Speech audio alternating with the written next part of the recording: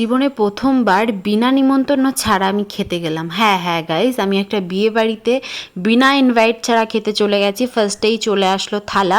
তো খেতে বসে প্রচণ্ড ভয় করছিল যে যদি আমাকে খাবার এই টেবিলে এসে অপমান করে দেয়, যেহেতু আমাকে এখানে কেউ চেনে না, আমিও কাউকে চিনি না। তো যাই হোক, পরে সেই আলোচনা করব, আগে তো ডাল দিয়ে খাওয়াটা স্টার্ট করি। ডাল দিয়ে খেতে খেতে কিন্তু মাছ দিয়ে দিয়েছে। কাতলা মাছের পেটিটা যা ছিল না, মানে সাংঘাতিক ছিল। ফ্রাইড রাইস দিয়েছে, তো ফ্রাইড রাইসের সঙ্গে আমি খাবো। আর এই দেখো গাইস, খাসির মাংস দিয়েছে। খাসির মাংস তো আমি খাইই না, তো সেই কারণে আমি কিন্তু শুধু ফ্রাইড রাইস খেয়েছি। এটা পাশের প্লেটের ভিডিও করে তোমাদের দেখালাম। আমি ভাবলাম চিকেন দেবে।